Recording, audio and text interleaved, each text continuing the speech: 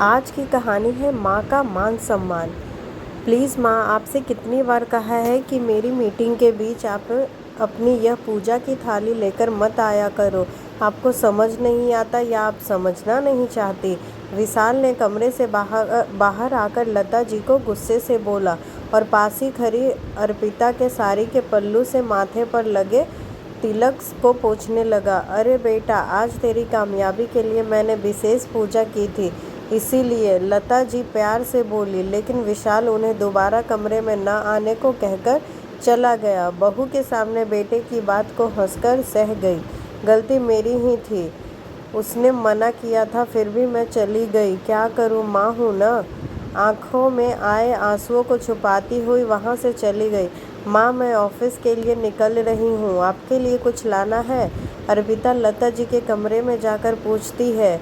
कुछ देर चुप रहने के बाद लता जी ने मना कर दिया। अर्पिता वहीं खड़ी होकर थोड़ी देर तक उन्हें देखती है, फिर धीरे से दरवाज़ा बंद करके चली गई। आज ऑफिस पहुंचने के बाद अर्पिता का किसी काम में मन नहीं लग रहा था। बार बार उसे सासू माँ का वो उदास चेहरा याद आ रहा था। कितनी अजीब बात है मेरे घर की, माँ को बहू नहीं, बेटे के ताने और उसकी डांट सुननी पड़ती है और वो बेचारी चुपचाप सह लेती है। दुनिया की तुम पहली बहू होगी जो सासू माँ के लिए परेशान हो रही हो। अरे, यह माँ बेटे के बीच का मामला है, तुम क्यों परेशान हो रही हो? अर्पिता की सहेली दोस्त कंचन ने हंसते हुए कहा।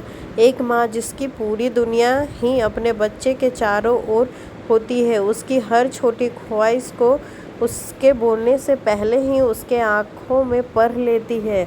अपने बच्चे की कामयाबी के लिए न जाने कहाँ कहाँ हर भगवान के द्वार भटकती है। बदले में बच्चे से क्या चाहती है? बस थोड़ा सा मान सम्मान। एक माँ की नज़र से देखो, अगर मेरा आंसू भी कल मेरे साथ यही सब करेगा तो बच्चे वही सीखते हैं जो देखते हैं। एक माँ के सम्मान के लिए अब मुझे ही कुछ करना होगा। अर्पिता कुछ सोचते हुए बोली, लेकिन क्या करोगी और कैसे? कंचन को उत्सुकता हुई।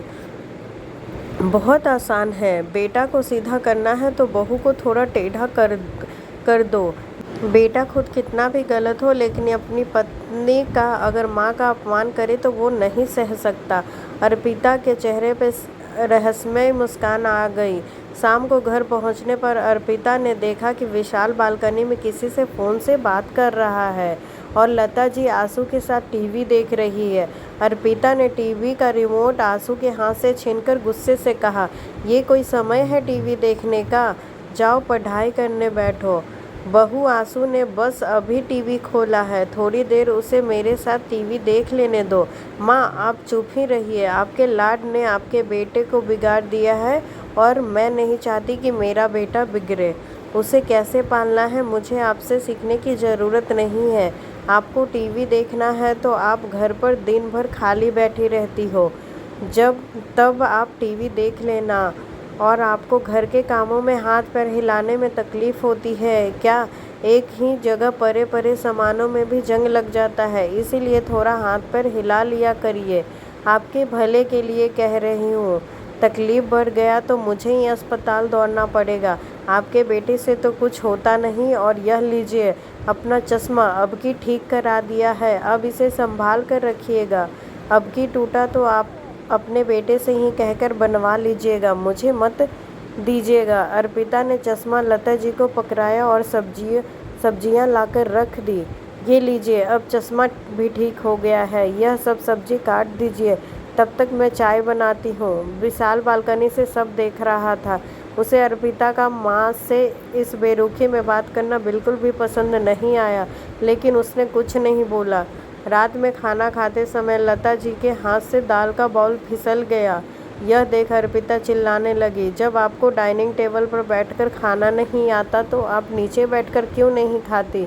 एक तो दाल गिराकर काम बढ़ा रही है और मेरी क्रॉकरी का सेट भी खराब कर दिया। अब यह सब साफ कौन करेगा?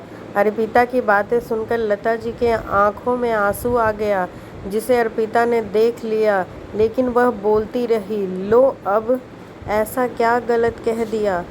कि रोने लगी। मैं सब जानती हूँ, ये सासू लोगों के हथकंडे, जानबूझकर बेटे के सामने आंसू बहाना, बेचारी का ढोंग करना और फिर अपने बेटे को यह दिखाना कि बहू बहुत अत्याचार करती है।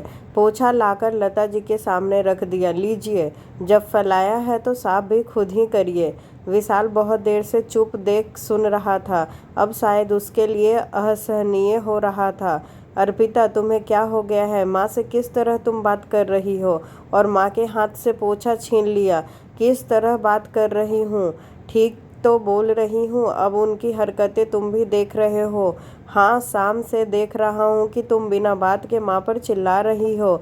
माँ है, अगर कुछ बुरा भी लगा तो आराम से भी तुम उनसे बात कर सकती हो। हर बात पर माँ का अपमान करना यह अच्छे घर की बहू को शोभा नहीं देता। विशाल अर्पिता को गुस्से से देखने लगा।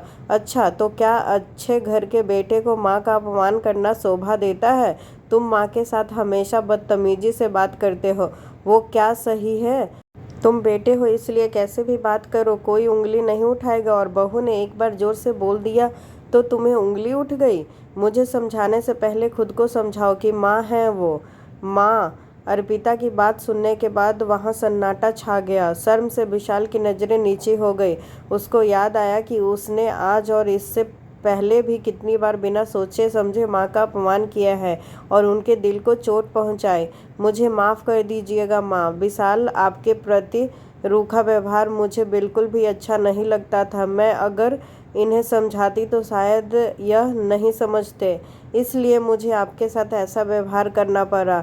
अर्पिता हाथ जोड़कर लता जी के सामने खड़ी हो गई।